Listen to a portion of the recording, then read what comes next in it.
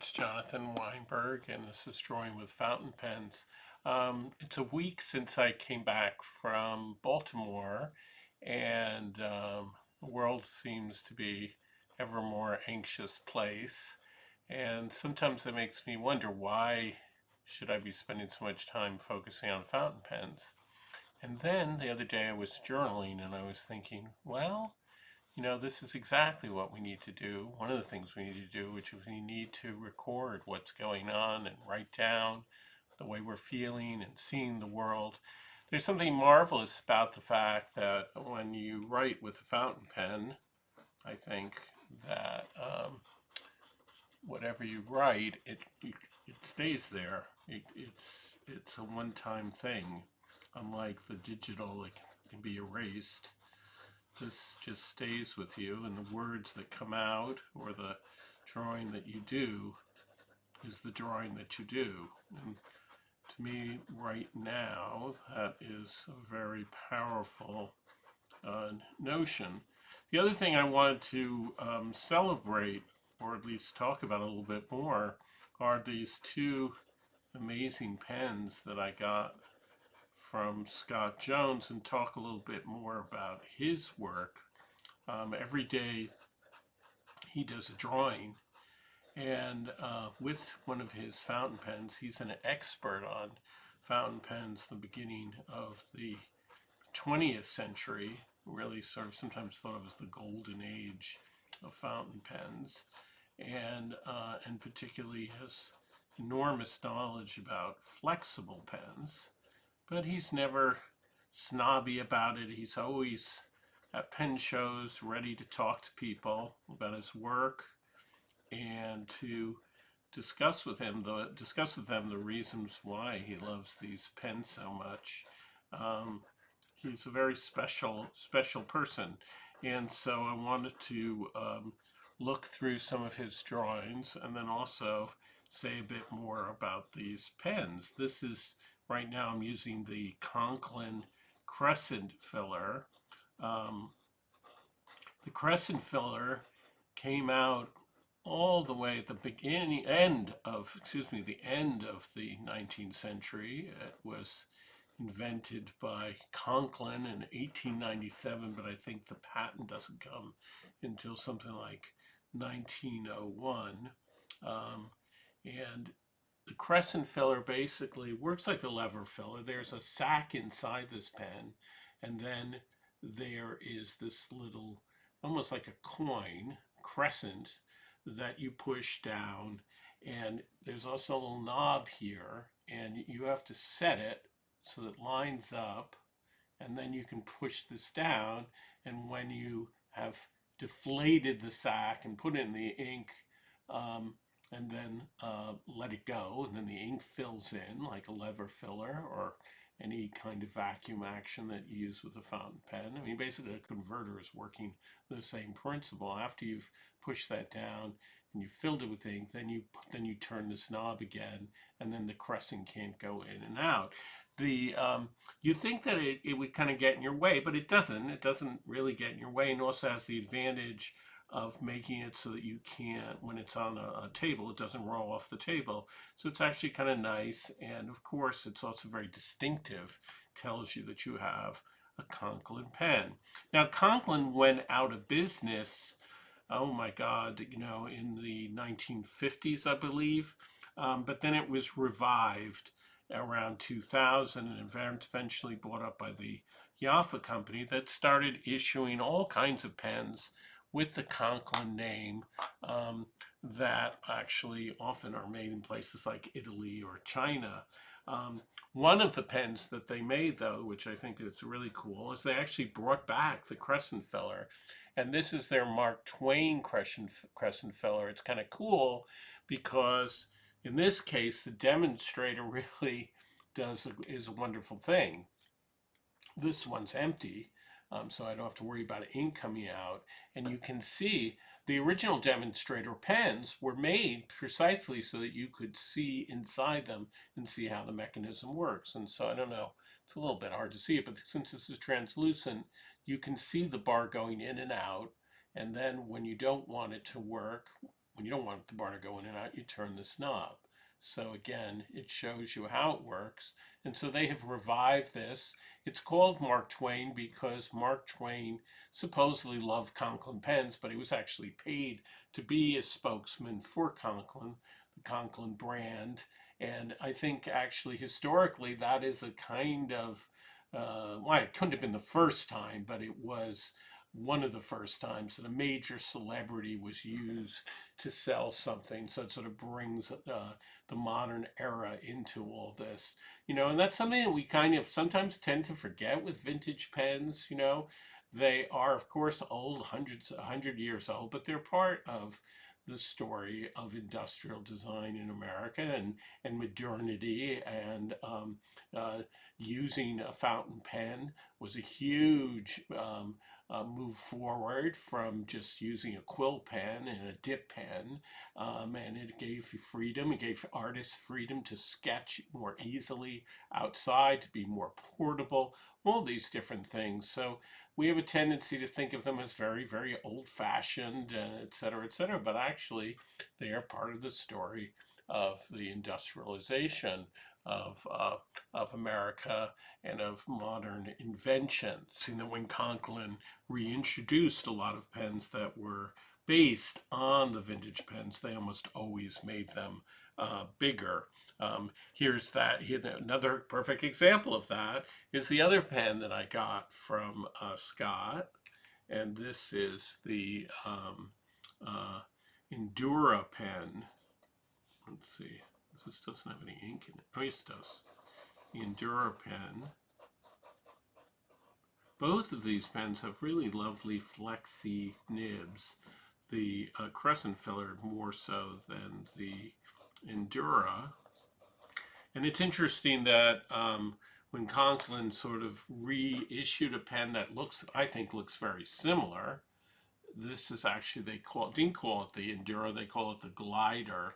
And I've been looking at sort of the history of Conklin, and it doesn't really look like an earlier version of the Glider. I'm not sure how they came up with the different names. This is a pen from, I think it's from Conklin, maybe 2010. They don't make this pen anymore, or one that looks just like it. But you can see that it was made very much to imitate these earlier pens. But again, it's much bigger. And this actually is a senior Endura pen, implying that it is rather large for this particular line. It is, you can see, a lever filler. Eventually what happens is that Conklin's crescent fillers, the crescent filler sort of becomes old hat, and Conklin switches to just making lever filler pens. The lever filler kind of wins out in the 20s, 30s, 40s until one gets other kinds of pens like, the Aromatic or Parker. There are different ways, or of course piston fillers, which are coming out by Pelican. Conklin had its own piston filler, but basically the crescent filler becomes sort of a part of the past until, as I say, the new Conklin company came out with their sort of homage to the past. And people kind of enjoy this, but I don't think that it's going to, suddenly everybody's going to be using crescent fillers again. The converter really seems to be an advantage over a kind of pen that uses a sack, because as we know, the sacks after 20, 30 years begin to dry out, or at least the older kind of sacks. I think when fountain pens were first developed, I'm not sure that people thought, oh my God, the pens are going to last 100 years. They were so extraordinarily well made that they did last in that way. But people didn't, I don't think they really understood how long sacks would last. In any case, you could replace them, as they're not the hardest thing to do. And if it's one of the first things you can learn to do if you want to get into the world of restoring pens, it's pretty straightforward and not difficult. The other thing that Conklin was known for was its clip that has this sort of spring action. and it's really nice. And you can see that on the Enduro pen. It has a nice, really nice action to it. It kind of, it's like a seesaw action. And that is something that the new Conklin company has introduced in a lot of its pens. And I think it's really nice and actually protects your pocket if you're going to use that. You know, here's the top to it. You can see in this pen that goes all the way back from the probably from the 1920s or 1917, something like that, that it has this terrific little clip, and smaller, of course, than the much bigger. The Mark Twain pen looks like a giant in comparison to this one. Of course, it's made out of clear acrylic plastic versus this beautiful ebonite rubber, which I really, really like in this pen. It just really, I really am enjoying the way in which these pens that Scott sold me draw. And I also really like his book, so let's look at that. Okay, his book is called Pen, Ink, and Paper, 365 Days of Drawing from the Fountain Pen of Scott B. Jones. And it has a foreword by Michael Sull, I think you pronounce it Sull, who is really a wonderful calligrapher and celebrating Scott's work. And you see that he's actually signed the book with this wonderful calligraphy. And it's as if his little guy here who's doing the drawing has signed the book. He also has this nice little stamp that he puts on all of his books. If you buy one at his at one of the pen shows, here he put actually the temperature that it is, the date and the temperature, and that it's Maryland. And some of his beautiful drawings. And you can see actually that Scott has signed his name in much the way that he's done for this Michael Sull. I think actually this is Scott's work here. I'm not sure. Or it might be Michael Sull. It's not clear who's done this writing here. It's so much like the way Scott did his thing. I think it would make sense that it's Michael Sull did that. You can see that it's separated by month. It reminds me actually of Marie Sendek's Nutshell Library, Chicken Soup with Rice, where there's a different verse and illustration for each month. But in this case, it's broken down. Each day has a kind of wonderful drawing, and you can see the kind of invention of all this. Now, when I was at the pen show, Scott was showing me this book that he had, a collection of drawings from the magazine Punch from England for the 19th century.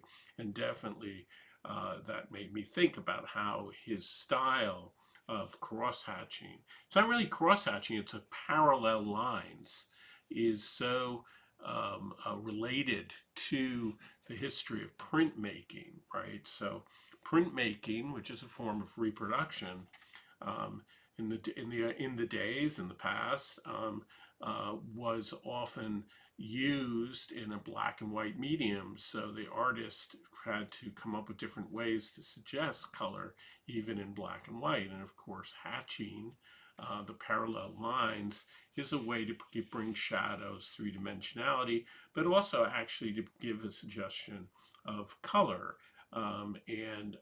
You can see that, for example, this is a leaf, and the lines, the parallel lines, are there to suggest that this leaf is a different color than the dark black part of the veins of the leaf, right? But also, it's an excuse kind of to create all kinds of patterns. So Scott is really a master of that. So here, where the lines are going in different directions, maybe they suggest that there is patchwork on the pants, but also they have a kind of logic to themselves. What is this strange thing here, this circle? It's almost like a kind of satire of a kind of thought balloon that often cartoon characters have, or comic book characters have, and yet there's no words here, and it has this kind of interesting geometric design. So he's constantly thinking in terms of design, as well as these kind of crazy figures. Sometimes they're cyclops, sometimes they seem to be startled. They kind of a humor to them, and also kind of melancholy to a lot of the faces in these books. And they're very much involved with an idea of stream of consciousness, I think. Where is he, as he does the drawing, what is he thinking of? How is he responding to them? Again, in my world, curated with Maurice Sendak, he used to do fantasy sketches in which he would listen to music, and he would play a piece of music and then would do a series of drawings to the music and create a kind of story. And the rule was it had to be done by the end of the piece. One feels that that's something like what's happening with Scott's work. It's interesting that often he'll do a drawing while he's at the show itself. So, and even as people are talking to him, and that's always a curious thing, that I've always wondered about. Because when I'm doing a portrait, I can talk to the person, and I used to thought it wasn't true, but now I really do believe in this sort of idea that there's a left side and a right side to the brain, and that sometimes when you're talking and drawing, the talking kind of turns off the verbal part and allows you to draw even better, rather than the sort of idea that you can only do one thing at a time and you have to be present at all the time. I'm not a great believer in that. For example, I always think that doodling is a great way, at least for me, to stay awake. If somebody is talking or listening to a lecture, it actually helps me focus. It gives my hand something to do. So it sort of goes against this sort of notion of having to be present in only one thing that one learns through mindfulness. But that's a controversial idea.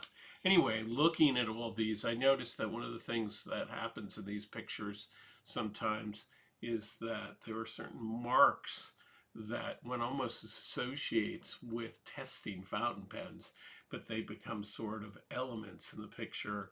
The way in which this is done, which is sort of like calligraphy. This section here, or I was looking back here, these sort of marks remind me of the kind of marks that people do to test out whether a pen is flexible. And you can see the signs in so many of these drawings of the fact that he's using a flexible nib, the way in which the line goes from thin to thick.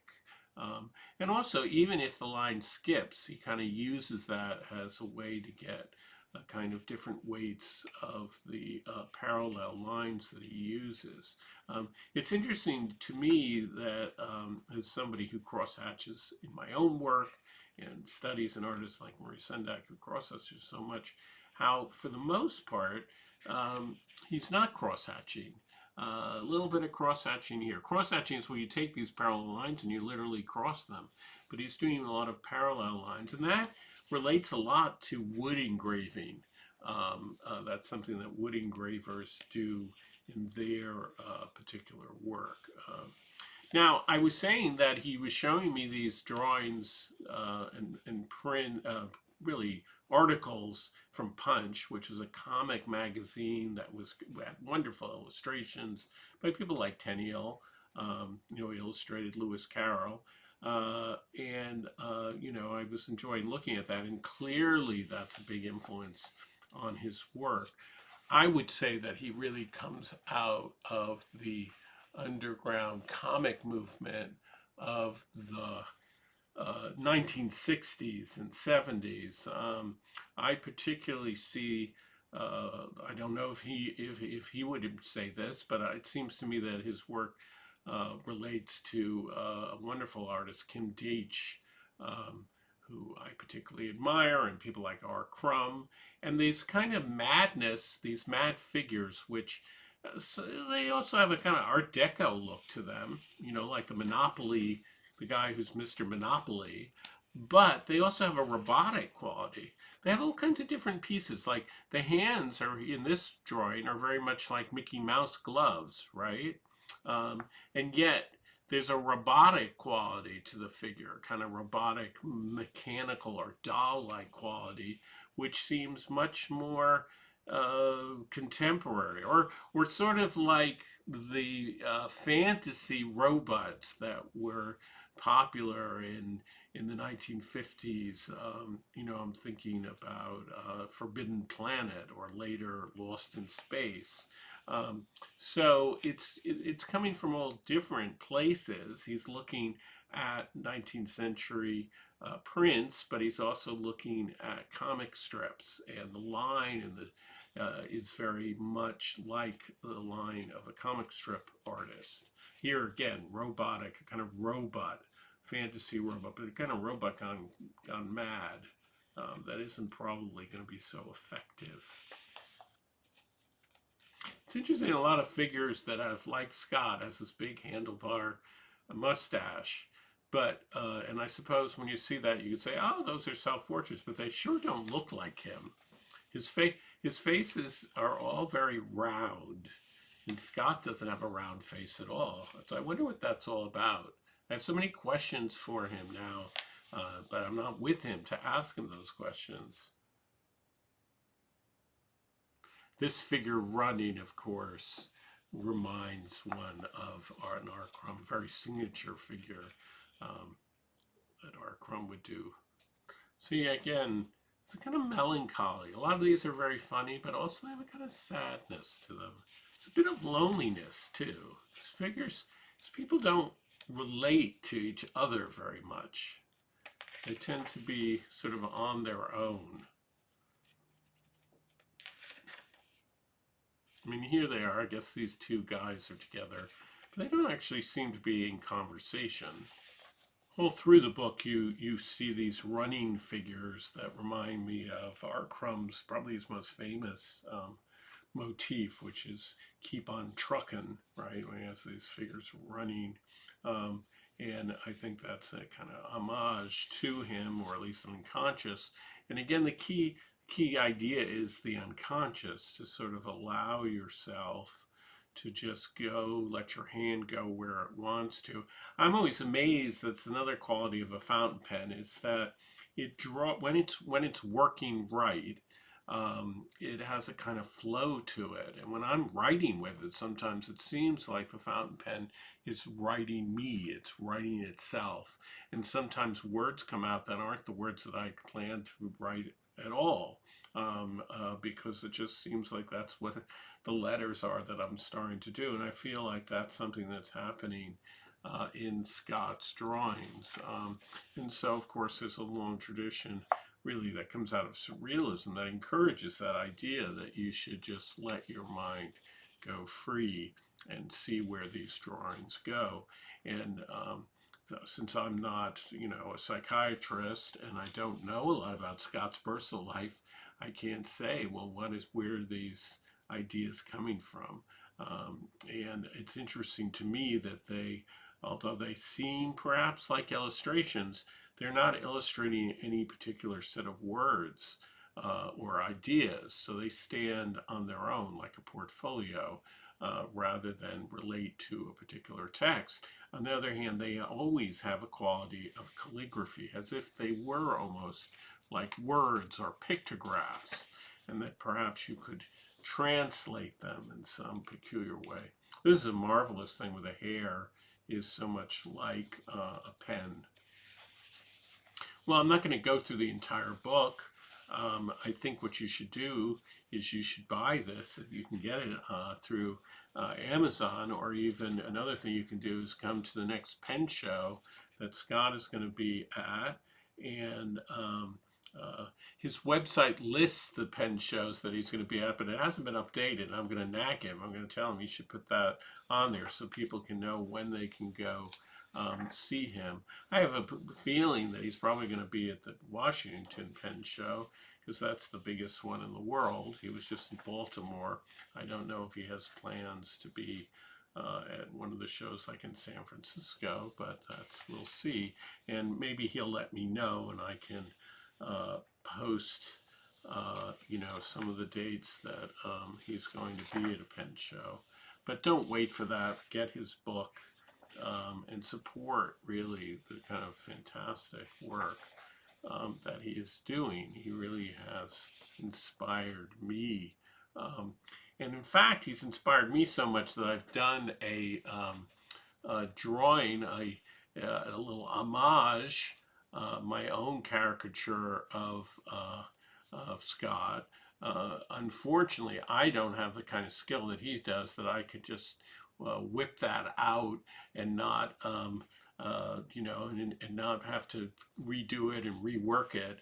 I have to admit, I had to do it digitally so I could sort of build up the image, and yet I wanted to convey some of my joy about what Scott does in a caricature. So this is a homage to Scott, and at the same time, I think anyone would see that I am very influenced here by wonderful caricature artist David Levine, who himself was so tremendously influenced by some of the same artists that Scott Jones is looking at, like Punch, the artists of Punch in the 19th century. He really in the 1960s and 70s, along with some many other artists, brought into, like Maurice Sendak, brought back certain kinds of drawing techniques and illustration techniques, particularly cross-hatching, and made them extremely popular. Anyway, this is my little image of Scott popping out of a inkwell, or not an inkwell. This is my sketch of Scott popping out of a bottle of Waterman's black ink and using a Waterman 52, which is one of the popular pens that people know about when they want to use a flex pen. Scott, of course, uses Waterman flex pens, but he uses pens by so many different companies like Moore and Conklin.